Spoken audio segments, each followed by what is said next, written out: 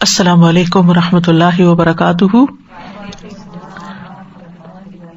نحمده ونصلی علی رسولہ الکریم، اما بعد فاعوذ باللہ من الشیطان الرجیم، بسم اللہ الرحمن الرحیم، رب اشرح لی صدری ویسر لی امری واحلل عقدۃ من لسانی یفقہوا قولی۔ امثال القرآن پروگرام کے سلسلے میں آج ہم اعمال کی قبولیت اور عدم قبولیت کی مثال پڑھیں گے۔ یہ مثال سورۃ التوبہ کی آیت نمبر 109 میں بیان ہوئی ہے۔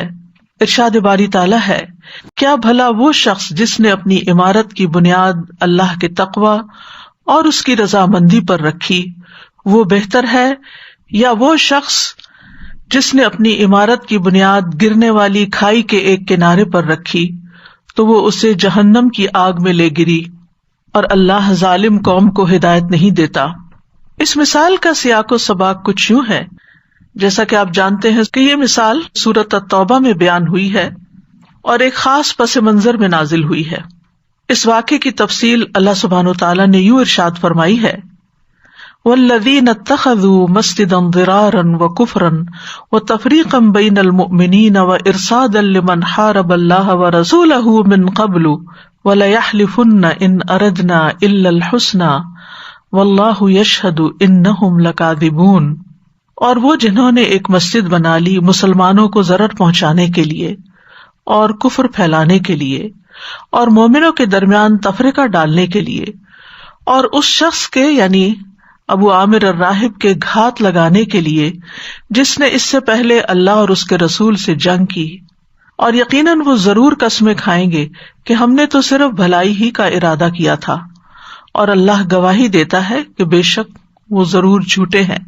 آپ اس مسجد میں کبھی بھی کھڑے نہ ہوں، یقیناً وہ مسجد جس کی بنیاد پہلے دن سے تقوی پر رکھی گئی یعنی مسجد قباء، وہ اس کی زیادہ حقدار ہے کہ آپ اس میں کھڑے ہوں، عبادت کریں۔ اس میں ایسے لوگ ہیں جو پسند کرتے ہیں کہ وہ پاک صاف رہیں، اور اللہ پاک صاف رہنے والوں سے محبت کرتا ہے۔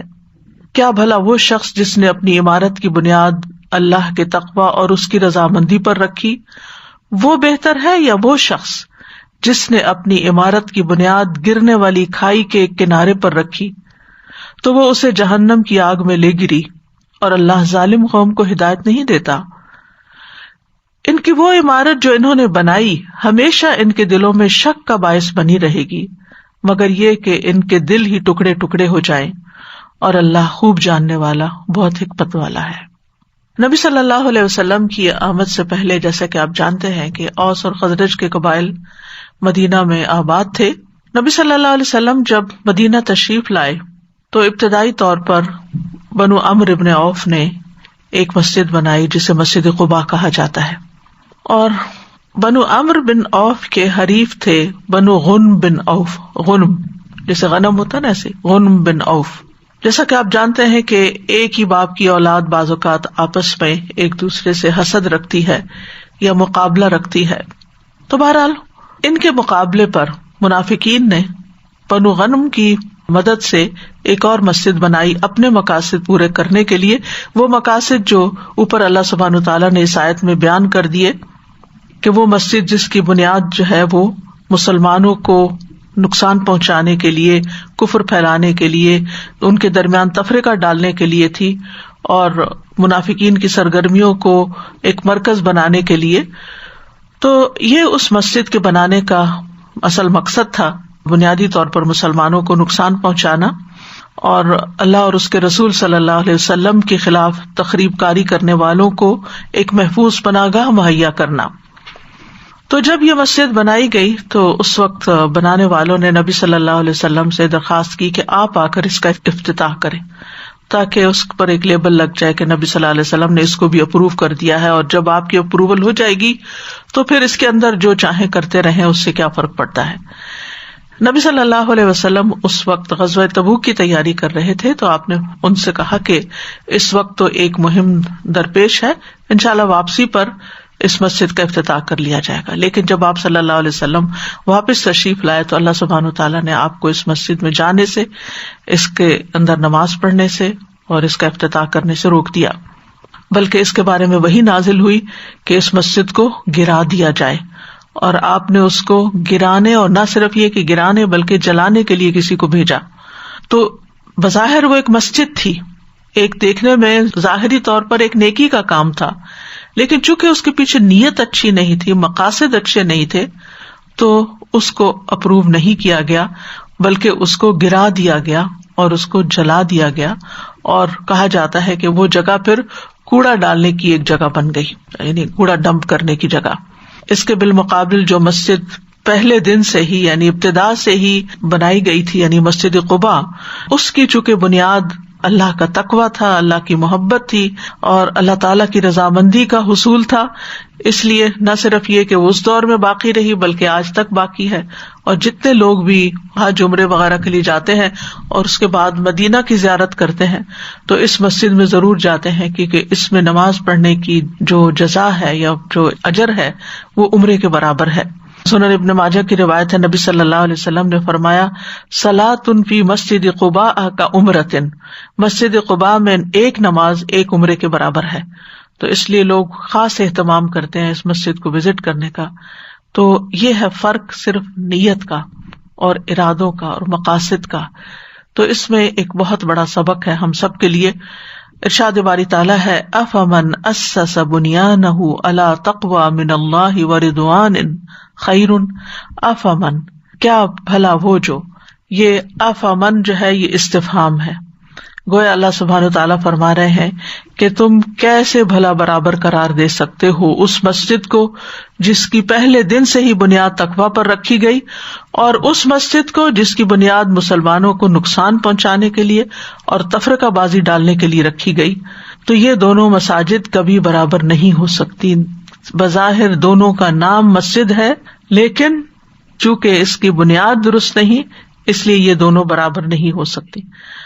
افمن اسسا، یہ اسسا کا لفظ جو ہے اس سے بھی پڑھا گیا ہے، بہرحال اسسا کا مطلب ہے بنیاد رکھنا، اساس سے ہے۔ اساس اس کی جمع ہے، اور اردو میں ہم عام طور پر اساس کہتے ہیں، عربی میں اس کو اساس بولا جاتا ہے، مراد اس سے بنیاد ہے۔ بنیان جو ہے یہ فعلان کے وزن پر مصدر ہے، مراد ہے تعمیر کی ہوئی چیز، چاہے حصی معنوں میں ہو یا معنوی طور پر ہو۔ تو یہاں بنیاد سے مراد دین کی بنیاد یا عمارت کی بنیاد، اور بنیاد سے مراد یہاں نیت ہے، یعنی جو صالح نیت اور اخلاص پر بنیاد رکھتا ہے کسی نیک کام کی۔ اور یہاں خاص طور پر دو چیزوں کا ذکر کیا گیا ہے، ایک ہے تقوی اور دوسرے ہے رضوان۔ تقوی کا لفظی معنی ہوتا ہے بچنا، وقایا سے ہے، یعنی ہر اس چیز سے خود کو بچانا جس سے انسان کو نقصان پہنچتا ہو۔ کبھی کبھی یہ لفظ خوف کے معنوں میں بھی استعمال ہوتا ہے، اور شریعت میں نفس کو ہر اس چیز سے بچانے کا نام تقوی ہے جو گناہوں کا موجب ہو۔ تو ایک طرف تقوی یعنی اللہ کے ڈر سے، گناہوں سے بچنا، یہ ہے بنیاد، یہ ہے مقصد، اور دوسرے ہے وہ رضوان۔ رضوان کہتے ہیں رضائے کثیر کو، رضا بھی لفظ استعمال ہوتا ہے، رضا اور رضا، اور رضوان بھی استعمال ہوتا ہے۔ قرآن مجید میں اور جگہوں پر بھی رضوان کا لفظ آیا ہے، یعنی بہت بڑی خوشنودی اللہ سبحانہ وتعالیٰ کی رضامندی۔ جیسے ایک اور جگہ بھی آتا ہے یبتغون فضلا من اللہ ورضوانا، صحابہ کرام کی تعریف ہے یہ سورۃ الفتح میں کہ وہ اللہ کا فضل اور خوشنودی کے طلبگار رہتے ہیں۔ اور یہاں پر اللہ تقوی من اللہ کا مطلب یہ ہے کہ اللہ سے ڈرتے ہوئے، اللہ کے تقوی کی وجہ سے، اور دوسرے یہ کہ اللہ کو راضی کرنے کی امید پر، یعنی اس کے عذاب سے ڈرتے ہوئے اور اس کے ثواب میں رغبت رکھتے ہوئے، دونوں چیزیں آ گئیں۔ ایک طرف ڈر ہے یعنی رہب ہے، اور دوسری طرف رغبت ہے، یعنی ایک طرف خوف ہے اور دوسری طرف امید ہے۔ اور انسان جو بھی نیک عمل کرے، حتیٰ کہ ایمان بھی ان دونوں کیفیات کے بیچ میں ہے، امید اور خوف کے بیچ میں۔ اسی طرح انسان جو بھی عمل کرتا ہے اس کو اپنے عمل کی بنیاد جو ہے انہی دو چیزوں پر رکھنی چاہیے۔ ایک طرف اللہ سے ڈرتے بھی رہنا چاہیے، کہیں میرے اس عمل سے اللہ تعالیٰ ناراض نہ ہو، میں بظاہر تو خوشنودی کے لیے کر رہا ہوں لیکن میرے طریقے میں کوئی ایسی غلطی نہ ہو کہ جس سے اللہ تعالیٰ ناراض ہو۔ اور دوسرے یہ ہے کہ انسان کو ہمیشہ اس سے مقصود اللہ کی رضا ہونا چاہیے کہ میں اس کے علاوہ کچھ نہیں چاہتا کہ میرا رب مجھ سے راضی ہو جائے. تو یہ دونوں چیزیں مل کر ایک عمل کو خوبصورت بنا دیتی ہیں، یعنی تقوی اور اللہ تعالیٰ کی رضامندی کا حصول. یعنی جس نے اپنی عمارت کی بنیاد، یعنی عمارت کو اگر آپ عمل کے معنوں میں بھی لیں، یعنی جس نے اپنے عمل کی بنیاد تقوی اور اللہ کی رضا پر رکھی، یا یہ کہ فزیکلی بھی کوئی کام کیا تو اس کی بنیادوں میں یہ دو کیفیات یا احساسات تھے، تو یہی قبولیت کا باعث بنتے ہیں کسی بھی عمل کی. دوسری طرف امن اسس بنیانہ علی شفا جرف ہار، یعنی ایک مسجد کی بنیاد تو تقوی اور رضوان تھی، اور دوسری یا سوال پھر کیا جا رہا ہے، من جس نے اسسا بنیاد رکھی، بنیانہ اپنی عمارت کی یعنی دوسری مسجد کی، مسجد زرار کی، علی شفا جرف ہار، یہاں 3 لفظ استعمال ہوئے ہیں، شفا، جرف اور ہار. شفا کا لفظ شف سے ہے. شفا کسی چیز کے کنارے کو کہتے ہیں، ایک سائڈ کو، جانب کو، کسی چیز کا ایج جو ہوتا ہے، کنویں وغیرہ کا کنارہ جو ہے وہ بھی شفا کہلاتا ہے. شفا نہیں ہے، یہ دونوں میں فرق ہے. اور یہ قرب جو ہے، یہ کنارہ جو ہے، یہ ہلاکت کے لیے ضرب المثل ہے، یعنی ایسا کنارہ جس سے گرنے کا خطرہ ہو. جیسے سورۃ آل عمران میں آتا ہے وَكُنْتُمْ عَلَى شَفَا حُفْرَةٍ مِّنَ النَّارِ، تم آگ کے گڑھے کے کنارے تھے، یعنی قریب تھا کہ تم اس میں گر کے ہلاک ہوتے. اور جرفن کا لفظ جو ہے یہ ندی نالے کے لیے استعمال ہوتا ہے، یا دریا کا کنارہ جس کے نیچے سے پانی مٹی بہا کر لے گیا ہو، یعنی ایسا ایج، ایسا کنارہ کہ جس کے نیچے کھوکھلی زمین ہو، صرف اوپر کنارہ ہی ہو اور نیچے کچھ نہ ہو، بنیاد کوئی نہ ہو، اور وہ گرنے ہی والا ہو. کیونکہ جس چیز کے نیچے کوئی بنیاد نہیں ہوتی وہ گر کا ہی رہتا ہے. یعنی مٹی کے نیچے سے نکلی ہوئی مٹی کا کھوکھلا ایج، کھوکھلا کنارہ، کھوکھلا تودا کہہ لیں آپ. ہارن کا لفظ چاہے ہارا یا ہارو سے ہے، اور ہارا یہورو سے بھی ہوتا ہے. اس کا مطلب ہوتا ہے گر جانے والا یا کمزور یا گر جانے کے قریب. تو شفا کنارہ، جرف وہ کھائی جس کے نیچے سے مٹی نکلی ہوئی ہے، اور ہارن وہ گرنے ہی والی کھائی. تو یہاں پر ایک عمارت ہے جس کی بنیاد بہت سالڈ ہے، اور ایک عمارت ہے جس کی کوئی بنیاد ہی نہیں ہے، بنیاد کھوکھلی ہے. یعنی ایک عمارت اللہ کے تقوی اور اس کی خوشنودی حاصل کرنے کے لیے تیار کی گئی، جو کہ مسجد قباء کی طرف اشارہ ہے جس میں، اور دوسری عمارت جس کو یعنی مسلمانوں کو نقصان پہنچانے کے لیے، ہلاکت کے گڑھے میں گرانے کے لیے بنایا گیا. تو اس لیے کیا یہ دونوں برابر ہو سکتے ہیں؟ ہرگز برابر نہیں ہو سکتی. دونوں کا انجام ہمارے سامنے ہے. ایک کو اللہ تعالیٰ نے کتنی برکت دی ہے کہ آج تک اس کے دن اور رات میں لوگ جو ہیں وہاں اس کو آباد رکھتے ہیں، مرد بھی اور عورتیں بھی، اور یعنی کہ اس کا آس پاس کا علاقہ بھی.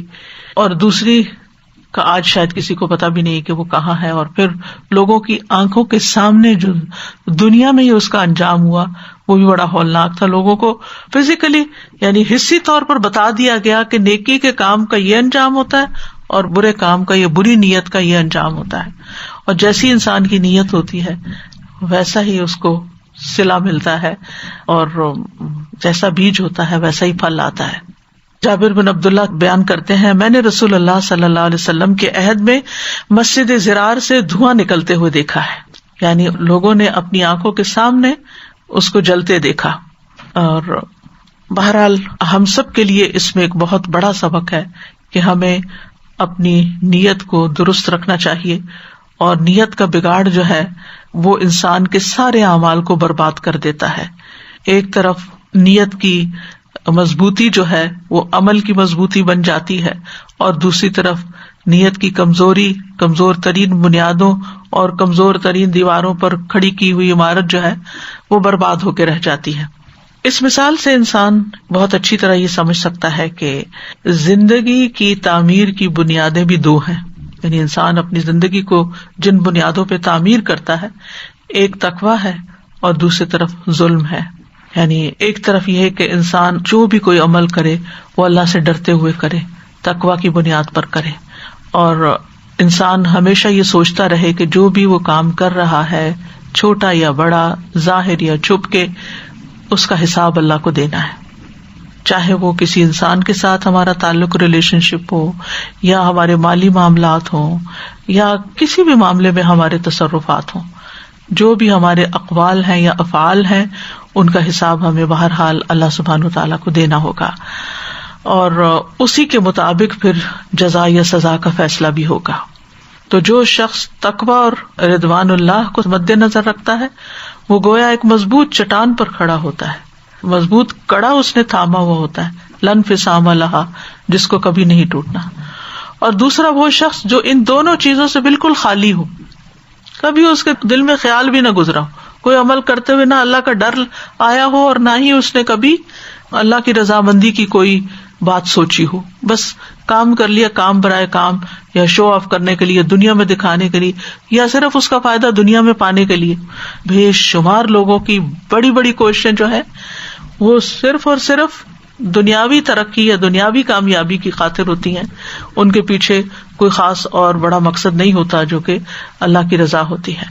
تو ایسا انسان جو اس طریقے پر زندگی گزارتا ہے پھر وہ اپنے ساتھ بھی ظلم کرتا ہے اور دوسروں کے ساتھ بھی ظلم کرتا ہے، کیونکہ نہ وہ اپنے ساتھ انصاف کر سکتا ہے کیونکہ اس کو خدا کا خوف ہی نہیں ہے۔ وہ ہو سکتا ہے ظاہر میں لوگوں کے سامنے بڑا اچھا بنا ہوا ہو، لیکن جب لوگ سامنے نہ ہو تو وہ ان کو کسی قسم کا نقصان دینے سے کوئی گریز نہ کرے۔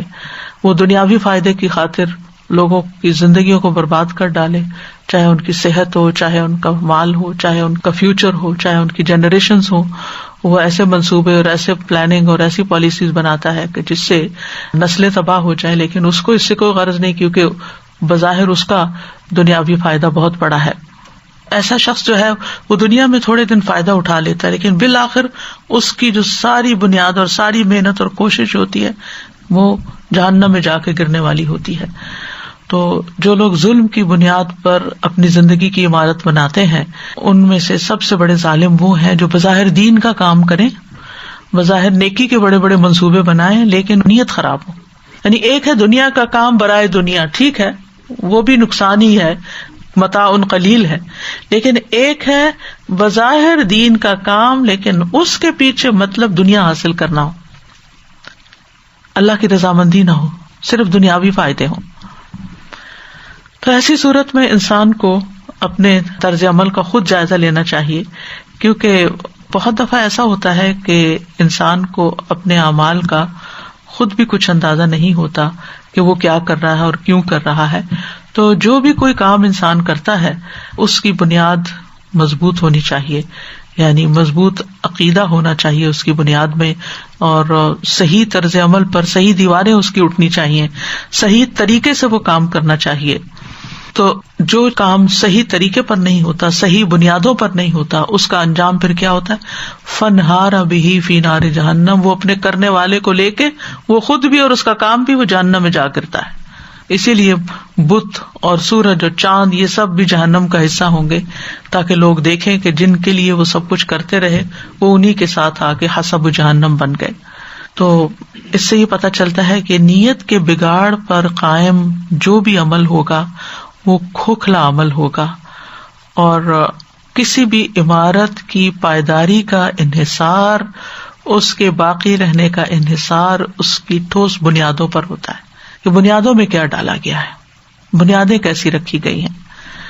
اور ظاہری طور پر بہت سے لوگ بڑے اچھے اچھے کام کرتے دکھائی دیتے ہیں، کوئی ایمان کا دعویٰ کرتا ہے اور دل سے کرتا ہے، کوئی منافق ہوتا ہے اوپر اوپر سے کر رہا ہوتا ہے، کوئی کسی چیز کو مانتا ہی نہیں ہے، کسی چیز پہ یقین ہی نہیں رکھتا، لیکن ویسے ایک اچھا انسان ہوتا ہے اپنے ذاتی فائدے کے لیے یا ایک نام کے لیے۔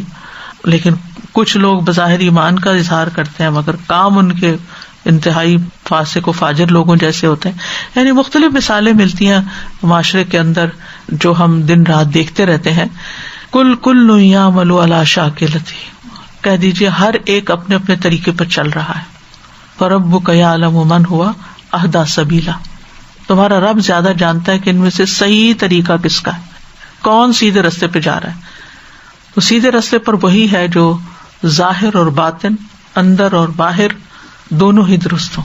جس کا اندر درست نہیں اس کا ظاہر درست ہو بھی تو اس کو فائدہ نہیں دے گا، وقتی فائدہ ضرور ہو سکتا ہے، اسی طرح اگر کسی کا اندر تو درست ہے لیکن اوپر عمارت اچھی نہیں، تو یہ عام طور پر ممکن نہیں ہوتا، کیونکہ جس کی بنیاد اچھی ہو، جس چیز کا بیج اچھا ہو، اس کی عمارت بھی ہے، اس کا درخت بھی ہے، اس کا پودا بھی اچھا ہی ہوتا ہے. تو اسی طرح یہ ہے کہ جس زمین پر وہ عمارت بنائی جاتی ہے اگر وہ پائیدار نہ ہو تو وہ بھی نقصان دہ ہوتی ہے. بعض زمینیں ایسی ہوتی ہیں جو شریلی ہوتی ہیں، جن کا پانی کا لیول بہت اونچا ہوتا ہے، ان کی بنیادوں میں جلد پانی آ جاتا ہے اور وہ تباہی لاتی ہے عمارتوں کے لیے. تو ہر اعتبار سے انسان کو کہاں پر کوئی کام، یعنی زمان اور مکان دونوں کے اعتبار سے دیکھنا چاہیے، کہاں کام کر رہا ہے، کس وقت میں کام کر رہا ہے، کس نیت کے ساتھ کر رہا ہے، کس کے لیے کر رہا ہے، کس طریقے پر کر رہا ہے. ورنہ یہ ہے کہ اگر ان ساری چیزوں کو مد نظر نہیں رکھا جائے گا تو ساری کوششیں بیکار ہو جائیں گی. تو انسان کے اعمال کی یہ ایک بہترین مثال ہے کہ انسان کا طریقہ کار کیا ہے، کیا وہ صرف دنیا کے لیے کر رہا ہے یا پھر اللہ کی رضا کے لیے کر رہا ہے. واللہ لا یہدی القوم الظالمین، اور اللہ ظالم قوم کو ہدایت نہیں دیتا. اور ظلم کا معنی جیسے آپ جانتے ہیں کہ کسی چیز کو اس کے اپنے مقام پہ نہ رکھنا، اس کی خاص جگہ پر نہ رکھنا، یا یہ کہ کسی چیز میں کمی کر دینا یا زیادتی کر دینا یا اس کو اصل جگہ سے ہٹا دینا. تو ظلم جو ہے وہ انسان اپنے ساتھ بھی کرتا ہے اور لوگوں پر بھی کرتا ہے اور اللہ کے حق میں بھی کرتا ہے، جیسے شرک ہے. پھر اسی طرح یہ ہے کہ انسانوں کے حقوق مار کے بھی ظلم کرتا ہے. اور کچھ لوگ ایسے ہیں کہ جو اپنے آپ پر ہی ظلم کریں، فَمِنْهُمْ ظَالِمٌ لِنَفْسِهِ، جو اپنی زندگی کا مقصد پورا نہیں کرتے.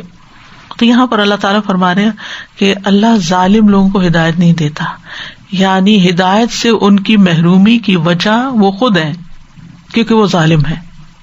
اور یہاں ہدایت سے مراد کیسے، جیسے کل بھی بات ہوئی، ہدایت دو طرح کی ہوتی ہے، ہدایت توفیق اور ارشاد. یہاں بھی ہدایت توفیق مراد ہے، یعنی اللہ تعالیٰ پھر ان کو سیدھے رستے پہ چلنے کی ہدایت یا توفیق نہیں دیتا، ان کی اس طرف رہنمائی نہیں کرتا. اس سے یہ پتہ چلتا ہے کہ جو شخص ظلم کرتا ہے، فسق و فجور کرتا ہے، نیت کا کھوٹا ہوتا ہے، اللہ کے لیے کام نہیں کرتا، تو وہ اپنی ذات سے ہدایت کو روک دیتا ہے. وہ خود سبب بن جاتا ہے کہ وہ پھر ہدایت کے رستے پر نہ چلے. تو بہرحال یہاں دو مسجدوں کی بات کی گئی. آپ ان کو دو افراد سے بھی تعبیر کر سکتے ہیں کہ ایک وہ شخص ہے جس نے اپنی زندگی کی بنیاد اللہ کی رضا پہ رکھی ہوئی ہے، تقویٰ کے ساتھ جیتا ہے، اور دوسرا وہ جس کو ان دونوں چیزوں کا کچھ بھی علم نہیں. اور اس مثال سے یہ بھی پتہ چلتا ہے کہ مومن کے عمل کی بنیاد جو ہے وہ اللہ کے تقویٰ پر ہوتی ہے، اس کے پیچھے اللہ کا ڈر ہوتا ہے. وہ اپنی زبان سے کوئی بات نکالتا ہے تو اللہ سے ڈر کے نکالتا ہے. وہ کسی کے بارے میں کوئی بات کہتا ہے تو اللہ سے ڈرتے ہوئے کہتا ہے کہ مجھے اس پر کوئی تبصرہ ایسا نہیں کرنا کہ جس سے میرا رب ناراض ہو جائے. وہ لوگوں کی نیتوں پہ شک نہیں کرتا، وہ لوگوں کے لیے ججمنٹل نہیں ہو جاتا، وہ لوگوں کے ساتھ بد اخلاقی نہیں برتتا، کیونکہ اللہ کا ڈر اس کو روکتا ہے. اب دیکھیے سورۃ النساء میں عورتوں کے حقوق، یتیموں کے حقوق، معاشرے کے کمزور افراد کے حقوق کی بات ہوئی، تو ابتدا میں ہی اللہ سبحانہ وتعالیٰ فرماتے ہیں یا ایھا الناس اتقوا ربکم. اور یہ بات کئی جگہ پر آئی ہے، یا ایھا الناس اتقوا ربکم، یعنی اپنے رب سے ڈرو، یعنی قیامت کے دن سے ڈرو. تو بہت سارے ایموشنز میں سے جو ڈر ہوتا ہے یہ ایک بڑا اسٹرانگ سا ایموشن ہوتا ہے، بڑی اسٹرانگ سی چیز ہے کہ جو انسان کے سوچنے کے انداز کو، دیکھنے کے انداز کو، معاملہ کرنے کے انداز کو بالکل بدل دیتا ہے. یعنی جب انسان ڈرتا ہے تو پھر اس کا عمل درست ہوتا ہے. تو تقویٰ کے اندر اللہ کا ڈر پایا جاتا ہے، اور ڈر کی وجہ سے انسان پھر اللہ کو ناراض کرنے سے بچتا ہے. کیونکہ جتنا جتنا انسان کے پاس علم آتا ہے خشیت بڑھتی چلی جاتی ہے، اور خشیت بھی اللہ کا ڈر ہی ہوتا ہے، لیکن وہ ڈر جو علم پر مبنی ہوتا ہے. ایک ہوتا ہے نا صرف سنی سنائی پر ڈرنا، اور ایک ہوتا ہے علم کی بنیاد پر ڈرنا. تو حقیقی ڈر اللہ کا وہی ہے جو علم کی بنیاد پر ہوتا ہے، اور انسان پھر ان ساری چیزوں کو چھوڑتا چلا جاتا ہے جن کو اللہ تعالیٰ پسند نہیں کرتا، اور ان چیزوں کو ڈھونڈ ڈھونڈ کے کرتا ہے. اور خاص طور پر ریلیشن شپ میں، اور خاص طور پر انسانوں کے حقوق دینے میں وہ اللہ سے ڈرتا ہے کہ کسی کا حق میری طرف نہ رہ جائے، میں دینے والا ہوں. ایسا نہ ہو کہ میرے ہاتھوں کسی کو نقصان پہنچ جائے, میری وجہ سے کسی کا گھر نہ ٹوٹ جائے, میری انٹرفیئرنس سے کسی کی زندگی میں کوئی بے چینی اور اضطراب نہ آ جائے, میرے تجسس کی وجہ سے کوئی معاملہ خراب نہ ہو جائے, میری غیبت یا چغلی کی وجہ سے یا بہتان تراشی کی وجہ سے کوئی اپنے حقوق سے محروم نہ ہو جائے. بعض اوقات کوئی شخص بڑا حقدار ہوتا ہے, کسی اور سے مشورہ کر لیتا ہے, کیا خیال ہے میں اس کی مدد کروں, کہتا نہ اس کی مدد نہ کر, خود بھی بخل کرتے ہو, یامرون الناس بالبخل, اوروں کو بھی. اب یہ جو یامرون الناس بالبخل ہے, یہ وہ لوگ ہیں جو اللہ سے ڈرتے نہیں. اور ایسی بہت سی مثالیں ہمیں زندگی میں ملیں گی کہ اللہ کے تقویٰ کے بغیر بات چیت اور گفتگو کا نتیجہ کیا ہوتا ہے. اللہ کا تقویٰ ہی وہ چیز ہے کہ جس سے انسان اپنا گمان درست کرتا ہے, دوسروں کے بارے میں اپنا گمان ٹھیک کر لیتا ہے کہ مجھے کسی کے بارے میں منفی باتیں نہیں سوچنی, میں پازیٹیو ہی سوچوں گا. اگر شیطان وسوسہ ڈالے بھی تو اللہ کا ڈر اس وسوسے کو دور کر دیتا ہے اور پھر وہ ڈر اس کو واپس لے آتا ہے. اور یہی اللہ کا تقویٰ جو ہے یہ جنتوں میں لے جانے کا سبب بنتا ہے. اور پھر یہ کہ جیسے آتا نا کہ رضی اللہ عنہم ورضوا عنہ ذالک لمن خشی ربہ, وہ اللہ سے راضی ہو گیا, اللہ ان سے راضی ہو گیا, یہ اس کے لیے ہے جو اپنے رب سے ڈرتا ہو. یعنی اللہ کی رضامندی حاصل بھی تبھی ہوتی ہے جب ڈر ہوتا ہے, اسی لیے ساتھ ہی پھر رضوان اللہ کی بات آئی. اور پھر اس مثال سے یہ بات بھی پتہ چلتی ہے کہ جس عمل کی بنیاد میں یہ دو چیزیں آ جائیں گی, اللہ سبحانہ وتعالیٰ اس عمل کو باقی بھی رکھے گا. وہ عمل ہمارے لیے صدقہ جاریہ بھی بن جائے گا, وہ عمل دوسروں کو انسپائر کرنے کا ذریعہ بھی بن جائے گا, یعنی جو اللہ کے چہرے کی خاطر عمل کیے گئے ہوں گے. کیونکہ وَيَبْقَى وَجْهُ رَبِّكَ ذِي الْجَلَالِ وَالْإِكْرَامِ, اور تیرے رب کا چہرہ باقی رہے گا جو بڑی شان اور عزت والا ہے. تو اس چہرے کے دیدار کے لیے, اس چہرے کے لیے جب ہم کوئی کام کرتے ہیں تو والباقیات الصالحات ہو جاتے ہیں, اور وہی عمل باقی بھی رہتے ہیں, یعنی اسکیل میں بھی باقی رہیں گے, ان کا وزن ہوگا, اور دنیا میں بھی ان کے اثرات باقی رہتے ہیں. اور ادروائز عمل کتنا بڑا کیوں نہ ہو, کتنی اس پر محنت کیوں نہ کی گئی ہو, کتنا اس کو بظاہر خوبصورت کیوں نہ بنایا گیا ہو, لیکن اگر اس کی بنیاد درست نہیں تو قابل قبول نہیں. اسی طرح بظاہر دیکھنے میں کوئی کام کتنا فضیلت والا ہو, حج ہو, جہاد ہو, ہجرت ہو, بڑے بڑے کام ہو, جو اللہ اور اس کے رسول کے لیے ہجرت کرتا ہے تو اس کی ہجرت اسی مقصد کے لیے ہوتی ہے اور اس سے اس کو فائدہ پہنچ. لیکن اگر ہجرت اور جہاد اور فی سبیل اللہ نکلنا اور علم حاصل کرنا اور تعلیم دینا اور حج کرنا, عمرہ کرنا, مال خرچ کرنا, لوگوں کی بھلائی کے کام کرنا, جتنے بھی بڑے بڑے نیکی کے کام کتنے بھی خوبصورت ہوں اور دنیا کتنی بھی واہ واہ کرے ان پر, لیکن اگر نیت خراب ہے وہ سارے عمل برباد ہے. اور نیت اگر اچھی ہے تو پھر نجات بھی ہے, اس میں بچے گا انسان تقوی کی وجہ سے. اور برے مقاصد جو ہیں وہ برے انجام تک پہنچاتے ہیں اور جہنم میں لے جانے کا باعث بنتے ہیں. کیونکہ یہاں آپ دیکھیں اس مسجد کو بظاہر جلا کر گرا کر یہ بتایا گیا کہ تم نے خواہ مال اکٹھا کیا مسجد بنانے کے لیے, لیکن پیچھے نیت کسی کا مقابلہ کرنا تھا یا کچھ سازشیں کرنا تھا اس میں بیٹھ کر, تو دیکھو اس کا دنیا میں انجام کیا ہوا. کہتے کہ بعد میں بھی اس سے دھواں اٹھتا نظر آتا رہتا تھا, معلوم نہیں وہ زمین کے اندر جو آتش فشاں مادہ ہے وہ نکل رہا تھا وہاں سے, یہ اللہ عالم.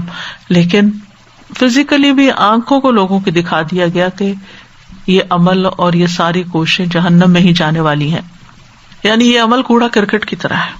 فجعلناہ ھباء منثورا. اس میں آپ دیکھیے کہ امت کے وہ علماء جنہوں نے اخلاص کے ساتھ کوششیں کی, آج بھی ان کی کتابیں, ان کی سیرت, ان کے حالات وہ محفوظ ہیں اور لوگ ان سے انسپائر ہوتے ہیں. صحابہ کرام کے حالات دیکھیں, اس وقت کون سی چیزیں تھی جہاں سب کچھ ڈاکیومنٹ ہو رہا تھا, لیکن وہ ایسی دلوں پہ راسخ تھی کہ ایک کے بعد ایک جنریشن تک منتقل ہوئی, اور آج ہم بھی ان سے انسپریشن لیتے ہیں. امام مالک کا وہ قول آپ کو معلوم ہوگا, جب امام مالک نے موطا تصنیف کی 40 سال لگائے, اس میں بہت وقت لگا ان کو, بار بار اس کی چھان پھٹک میں اور تیاری میں. تو اس دوران اور لوگوں نے بھی موطا لکھ لی, تو لوگوں نے ان سے کہا کہ آپ کی اس تصنیف کا کیا فائدہ آپ. تو انہوں نے ایک ہی جملہ کہا, ما کان للہ بقیہ, جو کام اللہ کے لیے ہوا وہ باقی رہے گا. اور آج ہم دیکھتے ہیں کہ موطا کے نام سے جو کتاب ہر جگہ جانی پہچانی ہے وہ موطا امام مالک ہی ہے. تو چاہے ہم کوئی کتاب لکھیں، چاہے ہم کوئی کام کریں، نماز پڑھیں، روزہ رکھیں، صدقہ خیرات کریں، تو زیادہ سے زیادہ اپنے دل کے اندر یہ بات جمائیں کہ یہ میں صرف اللہ کی رضا کے لیے کریں اور مجھے کسی انسان کو نہیں دکھانا اور اس کو خوش نہیں کرنا، کیونکہ ایسے ہی اعمال ہیں جو دنیا سے جانے کے بعد بھی باقی رہتے ہیں، ان کے اثرات باقی رہتے ہیں۔ حضرت عثمان رضی اللہ عنہ کے کنویں کی مثال ہے، مدینہ میں اس وقت کئی کنویں ہوں گے، لیکن اس وقت سے لے کر اب تک کون سا کنواں باقی ہے؟ وہ یہی کنواں ہے، بئر روما جو ہے۔ ہو سکتا ہے آپ کو بھی دیکھنے کا اتفاق ہوا، میں خاص طور پر جب مدینہ میں گئی تھی تو اس کی سائٹ پر گئی تھی اور دیکھا کہ کس طرح درختوں کے جھنڈ میں آج بھی وہ کنواں باقی ہے۔ انہوں نے اس دور کے لوگوں کے لیے اور بعد والوں کے لیے اللہ کی خاطر اس کو وقف کیا تھا، اپنا قیمتی ترین مال دے کر، اور اس کی برکات آج بھی موجود ہیں۔ اسی طرح نہر زبیدہ جو تھی اس پہ بہت زیادہ خرچ آیا تھا، اور مکہ میں آنے والے حاجیوں کے لیے پانی کی کمی ہوتی تھی تو اس نے یہ نہر بنوائی تھی، اور جب اس کے سامنے حساب کتاب رکھا تو اس نے اس کو پھاڑ دیا کہ یہ اللہ کے لیے ہے۔ تو بہرحال صدیوں تک وہ نہر بھی باقی رہی اور لوگوں تک اس کی سیرابی پہنچتی تھی۔ اسی طرح اللہ کی خاطر کی گئی جو دوستی ہے اور جو محبت ہے اللہ کی خاطر کسی انسان سے، وہ بھی قیامت تک باقی رہے گی۔ الاخلاء یومئذ بعضهم لبعض عدو الا المتقین، سب دلی دوست ایک دوسرے کے اس دن دشمن بن جائیں گے مگر متقی لوگ، ان کی دوستی وہاں بھی باقی رہے گی، وہ وہاں بھی ایک دوسرے کے ساتھ ہوں گے، اللہ کے عرش کے سائے تلے ہوں گے۔ یعنی کوئی اور مقصد نہیں، کوئی اور وجہ نہیں، کوئی اور ضرورت نہیں، کوئی حاجت نہیں، کوئی لالچ نہیں، کسی قسم کی کوئی فیور لینا مقصود نہیں، کوئی دنیاوی فائدے اٹھانا مقصود نہیں، صرف اور صرف بنیاد ہے تقویٰ، اللہ کا ڈر اور اللہ کی خاطر محبت، کیونکہ ایسے لوگوں سے محبت سے اللہ کا قرب محسوس ہوتا ہے، اللہ تعالیٰ کے قریب جانے کا موقع ملتا ہے۔ یعنی کچھ دوست ایسے ہوتے ہیں کہ جن کی مجلس میں بیٹھ کے جو پہلے کا ایمان ہوتا ہے وہ بھی رخصت ہو چکا ہوتا ہے، وہ ضرور کسی نہ کسی کی غیبت کریں گے، کسی کا مذاق اڑائیں گے، بعض اوقات صرف آپ کو خوش کرنے کے لیے کوئی غلط بات کریں گے، ایسی دوستی نقصان دہ ہے۔ لیکن وہ لوگ جو اللہ کے ڈر سے ہی منہ سے بات نکالیں اور غلط بات نہ کریں اور جن سے مل کے آپ کا ایمان بڑھے، یہی دوستی تقویٰ والی دوستی ہے۔ تو بہرحال جس عمل میں بھی، چاہے وہ کوئی بھی عمل ہو، چاہے مال کا خرچ کرنا ہو، چاہے اور، اگر اللہ کی رضا مقصود ہے تو وہ فائدہ ہی فائدہ دے گا، اس کا دنیا میں بھی فائدہ ہوگا۔ من عمل صالحا من ذکر او انثی وہو مؤمن فلنحیینہ حیاۃ طیبہ، جو نیک عمل کرے گا، واقعی نیک عمل صحیح نیت کے ساتھ، چاہے وہ مرد کرے یا عورت کرے، ایمان کے ساتھ کرے، تو ہم اس کو دنیا میں بھی پاکیزہ زندگی بسر کرائیں گے، دنیا میں بھی اچھی زندگی دیں گے۔ یعنی اس کے نیک اعمال کا صلہ صرف آخرت میں ہی نہیں ملے گا، اس کے فوائد اور ثمرات دنیا میں بھی نظر آئیں گے اس کو۔ اس کے برعکس جس کام کی بنیاد درست نہیں ہوگی تو اس کے بارے میں سورۃ الفرقان میں آتا ہے وَقَدِمْنَا إِلَىٰ مَا عَمِلُوا مِنْ عَمَلٍ فَجَعَلْنَاهُ هَبَاءً مَنْثُورًا، سورۃ الفرقان میں ہے، اور ہم اس کی طرف آئیں گے جو انہوں نے کوئی بھی عمل کیا ہوگا اسے بکھرا ہوا غبار بنا دیں گے۔ یعنی بظاہر دیکھنے میں ڈھیروں نیکیاں ہوں گی اعمال نامے میں، وہ ایسا ہوتا ہے نا کہ جیسے جلی ہوئی راکھ ہوتی ہے تو بظاہر اس کے اثرات نظر بھی آتے ہیں کہ کیا کیا جلا ہوا ہے، لکڑی کی شیپ بھی نظر آ رہی ہوگی، کوئی کتاب ہے تو وہ بھی نظر آ رہی، لیکن جو ہی آپ اس کو اٹھائیں گے تو ہاتھ میں کچھ بھی نہیں آئے گا۔ تو یہی حال ان لوگوں کا ہوگا جو اللہ کی رضا کے لیے کام نہیں کرتے، کہ جب قیامت کے دن اس کا نتیجہ سامنے آئے گا تو وہ غبار ہی ہوگا۔ تو بہرحال ہمارے دین میں، اور یہ واحد دین ایسا ہے کہ جس میں ایکولی امپورٹنس ہے نیت کی، یعنی عمل بھی اہم ہے لیکن بنیاد بھی بڑی اہم ہے۔ یعنی یہ نہیں کہ آپ عمل کی بنیاد کھڑی کرتے رہے اور نیچے کچھ نہ ہو، جتنا اوپر جائیں اتنا ہی نیچے بھی گہرائی میں جائیں، ساتھ ساتھ اللہ سے ڈرتے جائیں، جتنی جتنی تعمیر اوپر ہوتی جائے اتنی اتنی نیت نیچے زمین میں، یعنی بنیادوں میں اس کی نیت کی طرف بھی توجہ رکھی جائے۔ بعض اوقات ہم ایک کام شروع کرتے ہیں اس وقت نیت اچھی ہوتی ہے لیکن کچھ عرصے کے بعد نیت بدل جاتی ہے، یا لوگ ہی نیت خراب کر دیتے ہیں، لوگ تعریفیں غلط قسم کی شروع کر دیتے ہیں اور انسان بہل جاتا ہے، یا شیطان کوئی وسوسہ ڈال دیتا ہے اور انسان اس کام سے رک جاتا ہے۔ تو اعمال کا دار و مدار جو ہے وہ نیتوں پر ہے، اور اخلاص جو ہے وہ شرط ہے، یعنی خالص نیت کا ہونا شرط ہے. فمن کان یرجو لقاء ربہ فلیعمل عملا صالحا ولا یشرک بعبادۃ ربہ احدا. جو شخص اپنے رب کی ملاقات کی امید رکھتا ہو تو لازم ہے کہ وہ عمل کرے، نیک عمل، اور اپنے رب کی عبادت میں کسی کو شریک نہ بنائے. رسول اللہ صلی اللہ علیہ وسلم نے فرمایا ان اللہ لا يقبل من العمل الا ما كان له خالصا وابتغي به وجهه. اللہ تعالیٰ صرف وہ عمل قبول کرتا ہے جو خالص اس کی رضا کے لیے ہو اور اس کا چہرہ چاہنے کے لیے کیا جائے. اخلاص ہوگا تو ہی قبولیت ہوگی. ایک شخص نبی صلی اللہ علیہ وسلم کے پاس حاضر ہوا اور کہنے لگا آپ بتائیں، ایک شخص جنگ کے لیے جاتا ہے اور ثواب اور شہرت دونوں کا طلبگار ہے، ثواب بھی چاہیے شہرت بھی چاہیے، اسے کیا ملے گا؟ فرمایا کچھ نہیں ملے گا.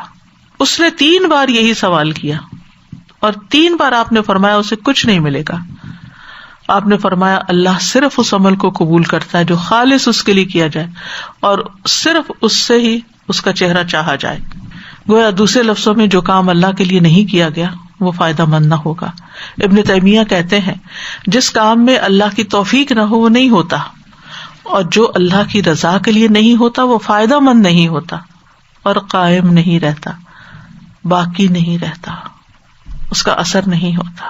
یعنی کوئی نیکی کا کام ہم اللہ کی توفیق کے بغیر نہیں کر سکتے. اللہ ہی ہمارے دل میں ڈالتا ہے، ہمیں سنواتا ہے، ہمیں دکھاتا ہے، ہمیں موقع عطا کرتا ہے. ورنہ ہم تو بیٹھے ہوتے کہیں. ابھی اگر ہم یہاں بیٹھے ہیں تو صرف اللہ کی دی ہوئی توفیق سے بیٹھے ہیں. ہونا چاہے تو پتہ نہیں ہم کہاں بیٹھے ہوں، کیا کر رہے ہوں اس وقت میں، کوئی اور چیزیں ہمیں اپنے اندر مشغول کر لیں. تو جہاں توفیق نہیں ہوتی وہاں کام نہیں ہوتا. یہ کام اللہ کی توفیق سے ہوتے ہیں. اب اس پر شکر ادا کرنا چاہیے نا کہ اس نے توفیق دی، اس نے مٹیریلائز کر دیا، موقع عطا کر دیا، ہو گیا کام.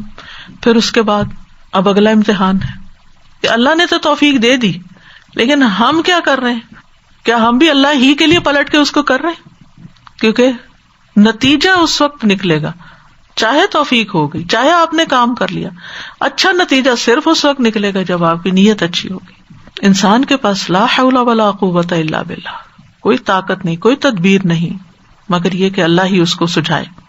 حضرت علی رضی اللہ عنہ کہتے ہیں خبردار تم ایسے وقت میں زندگی گزار رہے ہو جس میں تمہیں مہلت دی گئی ہے، وقت ہے تمہارے پاس، اس کے بعد تمہاری موت ہے. جو مہلت کے دنوں میں موت آنے سے پہلے اللہ کے لیے اپنے عمل کو خالص کر لیتا ہے تو اس کا عمل اچھا ہو جاتا ہے اور وہ اپنی آرزو پا لیتا ہے. اور جو اس میں کوتاہی کرتا ہے اور وہ اپنے عمل کو گھاٹے میں ڈال دیتا ہے تو اس کی آرزو اس کو نقصان دیتی ہے. اس صرف وشفل تھنکنگ سے، تمناؤں سے کوئی فائدہ نہیں ہوتا اس کو. تو جب انسان کی نیت اچھی ہوتی ہے تو کامیابی اس کا مقدر ہوتی ہے. تھوڑا عمل بھی بہت ہو جاتا ہے. یعنی اخلاص نیت کے فائدے کیا ہیں کہ اخلاص کا ایک قطرہ سمندر میں بھاری ہوتا ہے، بڑے بڑے عمل سے زیادہ بہتر ہوتا ہے تھوڑا عمل لیکن اخلاص خالص. دوسرا فائدہ یہ کہ خوف اور غم سے نجات ملتی ہے. بلا من اسلم وجهه للہ وهو محسن فلہ اجرہ عند ربہ ولا خوف علیہم ولا هم يحزنون. کیوں نہیں، جس نے اپنا چہرہ اللہ کے تابع کر لیا اور وہ نیکی کرنے والا ہے، محسن ہے، تو اس کا اجر اس کے رب کے پاس ہے. ان پر نہ کوئی خوف ہے اور نہ وہ غمگین ہوں گے. پھر یہ کہ اجر باقی رہتا ہے. وما تنفقون الا ابتغاء وجه الله وما تنفقوا من خير يوفى اليكم وانتم لا تظلمون. پورا بدلہ واپس ملے گا، ظلم نہیں کیا جائے گا. پھر یہ کہ وہ اجر کئی گنا بڑھا دیا جاتا ہے. جتنا اخلاص زیادہ ہوگا اتنا گنا اجر زیادہ ہوگا. وما آتيتم من زکاة تريدون وجه الله فاولئك هم المضعفون. اور جو کچھ تم زکات میں سے دیتے ہو اللہ کے چہرے کا ارادہ کرتے ہوئے تو یہی لوگ کئی گنا بڑھانے والے. دے زکات رہے لیکن اس زکات کا بھی ملٹیپل فائدہ ہو جائے گا. پھر ہر عمل پر درجہ بلند ہوتا چلا جاتا ہے. معمولی نیکی پر بھی اجر مل جاتا ہے. حتیٰ کہ کوئی شخص اگر اپنی بیوی کے منہ میں ایک لقمہ ڈالتا ہے، صحیح بخاری کی روایت میں، اس پر بھی اس کو اجر ملتا ہے. چھوٹے چھوٹے عمل پر بھی، چھوٹی چھوٹی نیکیوں پر بھی. پھر یہ کہ گناہ معاف ہو جاتے ہیں. رسول اللہ صلی اللہ علیہ وسلم نے فرمایا مسلمان بندہ جب اللہ کے چہرے کا ارادہ کرتے ہوئے نماز پڑھتا ہے تو اس کے گناہ اس طرح جھڑ جاتے ہیں جیسے درخت کے پتے جھڑ. اچھا عام طور پر ہماری ایک نفسیات ہے وہ یہ کہ جب ہم کوئی فرض ادا کرتے ہیں نا تو ہم تو سمجھتے ہیں یہ تو فرض ہے نا, اس کا ثواب نہیں سوچتے ہم کبھی, لیکن ہم سمجھتے ہیں ثواب تب ملے گا جب ہم کوئی نفلی کام کریں گے, نفل نماز پڑھیں گے تو ثواب ملے گا, صدقہ کریں گے تو ثواب ملے گا. حالانکہ زکوٰۃ کی ادائیگی اور حج کی ادائیگی اور نماز کی ادائیگی یہ سارے گناہوں کو صاف کر دینے والے اعمال ہیں, لیکن ہم نیت نہیں کرتے, ہمیں اس کی نیت بھی کرنی چاہیے. پھر اسی طرح اکٹھے ہو کے اللہ کا ذکر کرنا. رسول اللہ صلی اللہ علیہ وسلم نے فرمایا جب کوئی جماعت اکٹھے ہو کر اللہ کا ذکر کرتی ہے, یعنی ایک جگہ بیٹھ کے کرتے ہیں اللہ کو یاد, اور اس سے اس کا مقصد صرف اللہ کا چہرہ ہوتا ہے, تو آسمان سے ایک منادی آواز لگاتا ہے تم اس حال میں کھڑے ہو کہ تمہارے گناہ معاف ہو چکے, تمہارے گناہ نیکیوں میں بدل دیے گئے. کتنا بڑا اجر اور ریوارڈ ہے مل جل کے اللہ کو یاد کر. کیونکہ عموماً لوگ جب اکٹھے ہوتے ہیں نا پھر وہ دنیا کی باتیں, کھانے پینے کی باتیں, ہنسی مذاق اور ادھر ادھر کی چٹ چیٹ وہ زیادہ انجوائے کرتے ہیں.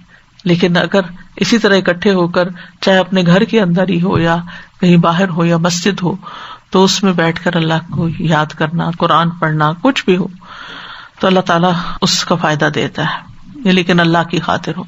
پھر یہ کہ شیطان کے بہکاموں سے حفاظت مل جاتی ہے انسان کو. اس نے کہا تھا نا لَأُغْوِيَنَّهُمْ أَجْمَعِينَ إِلَّا عِبَادَكَ مِنْهُمُ الْمُخْلَصِينَ, سب کو بہکا دوں گا سوائے تیرے مخلص بندوں کے. پھر لوگوں کے اندر قبولیت. فضیل بن ایاز کہتے ہیں جو شخص یہ چاہتا ہے کہ اس کا تذکرہ کیا جائے تو نہیں کیا جاتا, یعنی جس کو یہ خواہش ہوتی ہے نا میرا نام بلند ہو, کئی لوگ بڑی بڑی کوششیں کرتے ہیں مشہور ہونے, اور جو اپنے تذکرے کو ناپسند کرتا ہے اس کا تذکرہ کر دیا جاتا ہے. پھر قیامت کے دن اچھا انجام ہوگا. والذین صبروا ابتغاء وجہ ربہم واقاموا الصلاۃ وانفقوا مما رزقناہم سرا وعلانیہ ویدرؤون بالحسنۃ السیئۃ اولئک لہم عقبی الدار, جنہوں نے اپنے رب کا چہرہ طلب کرنے کے لیے صبر کیا, نماز قائم کی, جو ہم نے انہیں دیا ہے اس میں سے کھلے چھپے خرچ کیا, برائی کو نیکی کے ساتھ ہٹایا, یہی لوگ ہیں جن کے لیے اس گھر کا اچھا انجام ہے. پھر جنت میں داخلہ. نبی صلی اللہ علیہ وسلم نے فرمایا جو شخص اللہ کا چہرہ چاہنے کے لیے صدقہ کرے. کتنی دیر لگتی ہے یہ بات سوچنے میں کہ اللہ مجھے اس کے بدلے میں آپ کا دیدار کرنا ہے, آپ کو راضی کرنا ہے, اور اسی پر اس کا اختتام, اپنی نیت تبدیل نہ کرے, تو وہ جنت میں داخل ہوگا. جو شخص اللہ کا چہرہ چاہنے کے لیے ایک دن کا روزہ رکھے اور اسی پر اس کا اختتام ہو, یعنی آخر تک نیت نہیں بدلی, وہ جنت میں داخل ہوگا. الا عباد اللہ المخلصین اولئک لہم رزق معلوم فواکہ وہم مکرمون فی جنات النعیم. جنات النعیم ایسے ہی لوگوں کے لیے. اس کے برعکس نیت کا بگاڑ جو ہے وہ شرک اصغر ہے. آپ دیکھیے سب سے خوفناک گناہ جو ہے وہ شرک ہے, تو نیت کی خرابی کو شرک سے تعبیر کیا گیا. اور پھر انسان جس نیت سے کرتا بعض اوقات اس کو اتنا مل جاتا, بعض اوقات نہیں بھی ملتا, فائدے کے بجائے الٹا نقصان ہوتا ہے. ابن قیم کہتے ہیں یہ حقیقت قیاس اور تحقیق کے ذریعے معلوم ہوتی ہے کہ جو شخص بھی غیر اللہ سے, یعنی اللہ کے علاوہ کسی بھی چیز, چاہے اس کی اپنی اولاد ہو, دوست ہو, کوئی بھی, اللہ کی رضا سے ہٹ کر محبت کرتا ہے, اس کو اس کے نفع کی بجائے نقصان زیادہ لاحق ہوتا ہے. یعنی اس دوستی میں کوئی خیر نہیں, اس اولاد سے کوئی خیر نہیں ملتی, کیونکہ اللہ کی رضا مقصود نہیں. اللہ کی رضا کا مطلب کیا ہے کہ جو اللہ نے اس کے بارے میں ہمارے اوپر فرائض عائد کیے وہ اللہ کی خاطر ہم ادا کرتے ہیں. آپ دیکھیے کہ ایسا شخص پھر ہر ریلیشن کو کتنی خوبصورتی سے نبھانے والا ہوگا. بہت سے ریلیشن شپ خراب جب ہوتے ہیں جب ہر کوئی کھینچاتانی کرتا ہے, مجھے کچھ نہیں مل رہا, میرا حق نہیں مل رہا, مجھے کیا ملا, میں نے کیا کمایا, مجھے کیا فائدہ ہوا, میں نے اتنا کیا, سارے رونا تو اسی بات کا ہوتا ہے. اور جب انسان کہتا ہے کہ مجھے تو بہت کچھ مل رہا ہے, جو میں کر رہا ہوں سب اللہ کے ہاں جمع ہے, اللہ ہی کی رضا کے لیے کر رہا ہوں, وَلَسَوْفَ يَرْضَىٰ, تو کتنا آسان ہو جاتا ہے دینا, کتنا آسان ہو جاتا ہے سہنا, کتنا آسان ہو جاتا ہے سب کچھ کرنا. سامنے والا جواب دے یا نہ دے, نہ بھی دے تو کوئی بات نہیں, دے تو بہت اچھا, دل کا بشرا عاجلہ. تو غلط نیت سے عمر بھر کی کمائی ضائع ہونے کا اندیشہ ہے. چاہے قرآن حفظ کرے انسان, چاہے اب شہید ہو, چاہے وہ مال خرچ کرے, بڑے بڑے عمل حقیر ہو جاتے ہیں. قیامت کے دن اجر سے محرومی ہو جائے گی, جنت سے محرومی ہو جائے گی, رسول اللہ صلی اللہ علیہ وسلم نے فرمایا وہ علم جو اللہ عز و جل کا چہرہ چاہنے کے لیے حاصل کیا جاتا ہے، جس نے اسے دنیا کا مال و متاع حاصل کرنے کے لیے سیکھا، اسے قیامت کے دن جنت کی خوشبو بھی نہ آئے گی۔ اور پھر یہ کہ اللہ راضی ہے یا نہیں مجھ سے، اللہ خوش ہے یا نہیں، یہ ہمارا سب سے بڑا ہم و غم ہو جانا چاہیے۔ اب دیکھیں کہ ہم یہی چیز لوگوں کے اندر دیکھتے ہیں، میرے ماں باپ مجھ سے خوش ہیں کہ نہیں، میرے رشتے دار مجھ سے خوش ہیں کہ نہیں، میرے ان لاز میرے بارے میں کیا کہتے ہیں، میرا ہسبینڈ مجھے چاہتا ہے کہ نہیں، میرے بچے میرے بارے میں کیا سوچتے ہیں، میرے فیلوز، میرے کولیگز، فلاں فلاں فلاں کی نظر میں میں کیسا ہوں۔ ہر وقت یہی تو رنج و غم لگا رہتا ہے بندوں کو۔ اس سے کیسے چھٹکارا پایا جائے؟ جب ان سب چیزوں کے اوپر اللہ کی رضامندی کا خیال آ جائے کہ اللہ مجھ سے راضی ہے یا نہیں، تو سب غم نکل جائیں گے، کیونکہ وَرِضْوَانٌ مِّنَ اللَّهِ اکبر، اللہ کی رضا سب سے بڑی چیز ہے، اور یہ سب کے لیے ہے جو بھی یہ رستہ اختیار کریں۔ وَالسَّابِقُونَ الْأَوَّلُونَ مِنَ الْمُهَاجِرِينَ وَالْأَنصَارِ وَالَّذِينَ اتَّبَعُوهُمْ بِإِحْسَانٍ، قیامت تک جو لوگ ان کی پیروی کریں گے احسان کے درجے میں، رضی اللہ عنہم ورضوا عنہ، اللہ ان سے راضی ہو جائے گا اور وہ اس سے راضی۔ اور اللہ کو راضی کرنے والے اور ناراض کرنے والے برابر نہیں ہوتے۔ افمن اتبع رضوان اللہ کمن باء بسخط من اللہ، کیا وہ شخص جو اللہ کی رضا کی پیروی کرے اس کی طرح ہو سکتا ہے جو اللہ کی طرف سے کوئی ناراضگی لے کے لوٹے؟ اللہ کی رضا حاصل کرنے والوں، چاہنے والوں کو سلامتی کی راہیں دکھائی جائیں گی۔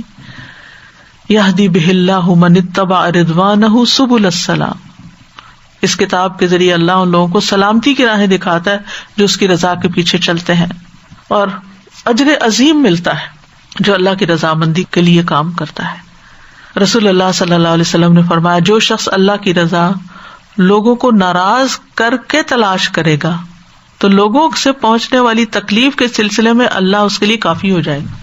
بعض اوقات ایسا ہوتا ہے نا کہ آپ کو کوئی حق بات کہنی ہوتی ہے، لیکن آپ اس ڈر سے کہ فلاں ناراض ہو جائے گا، لیکن وہ ضروری بھی ہوتی ہے، تو ٹھیک ہے آپ اپنا انداز درست کریں، لیکن بات وہی کریں جو سچائی پر مبنی ہو، چاہے وقتی طور پہ ماں باپ ہو یا کوئی بھی ناراض بھی ہو، جیسے گواہی دینے کا معاملے میں آتا ہے، یا قریبی رشتے داری کیوں نہ ہو، اللہ تعالیٰ بعد میں ان کو راضی بھی کر دیتا ہے اور وہ شکر گزار بھی ہوتے ہیں۔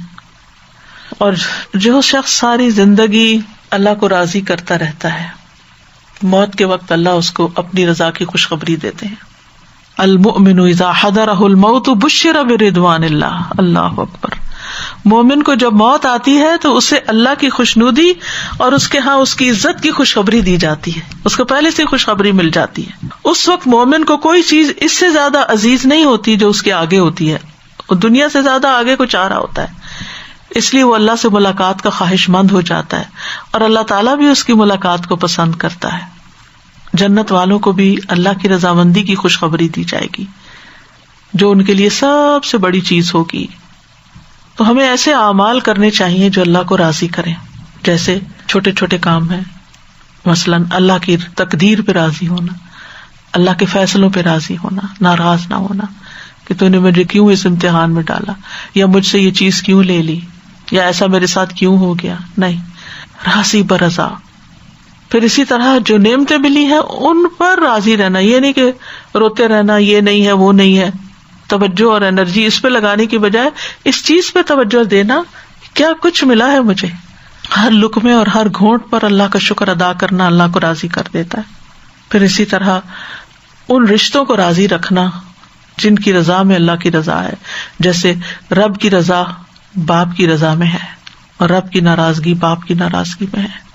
پھر اس کے ساتھ ساتھ ان اعمال سے پرہیز کرنا چاہیے جو اللہ کو ناراض کرنے والے ہیں، یعنی جن پر اللہ کا غضب آتا ہے۔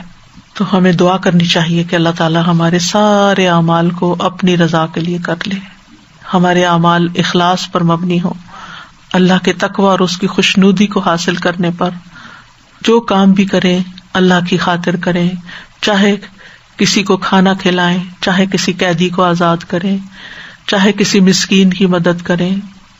انما نطعمکم لوجہ اللہ لا نرید منکم جزاء ولا شکورا، شکریہ کا بھی انتظار نہ کریں، کیونکہ بعض اوقات یہ ہوتا ہے کہ ہم اکنالجمنٹ کا انتظار کر رہے ہوتے ہیں کہ اس نے ذکر ہی نہیں کیا، میں نے اس کے ساتھ یہ بھلائی کی تھی، اس نے تو یاد ہی نہیں رکھا۔ پھر یہ کہ ہم اپنی زندگی میں تقویٰ کو لازم کر لیں، پھونک پھونک کے قدم رکھیں، ظلم اور اسراف سے بچیں کیونکہ اللہ تعالیٰ ایسے لوگوں کو ہدایت نہیں دیتا، گناہ کے کاموں سے بچیں۔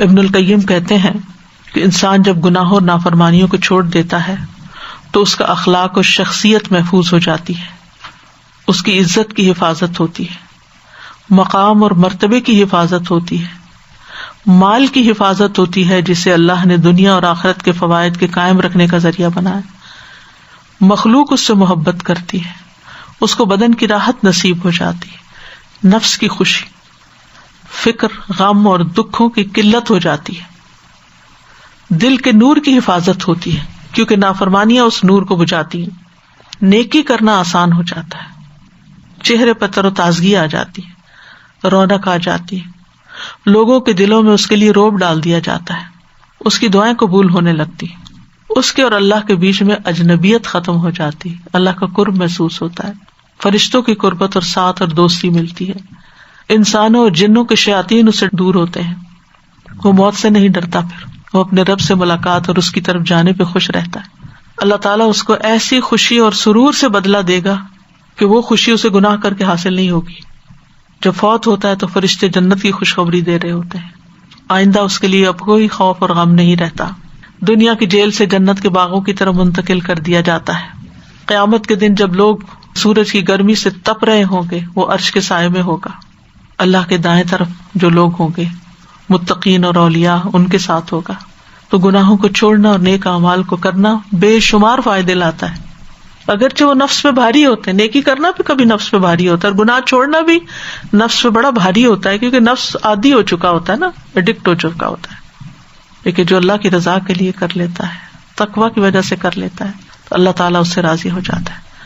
رب اوزعنی ان اشکر نعمتک التی انعمت علی وعلی والدی وان اعمل صالحا ترضاہ وان اعمل صالحا ترضاہ وان اعمل صالحا ترضاہ وادخلنی برحمتک فی عبادک الصالحین اللہم وفقنا لما تحب وترضى اللہم وفقنا لما تحب وترضى اللہم وفقنا لما تحب وترضى اللہم اجعل عملی کلہ صالحا واجعلہ لوجہک خالصا ولا تجعل لأحد فیہ شیئا اللہم احسن عاقبتنا فی الامور کلہا واجرنا من خزی الدنیا وعذاب الآخرہ اللہم انی اسألک الہدی والتقی والعفاف والغنی اللہم آت نفسی تقواها وزکها انت خیر من زکاها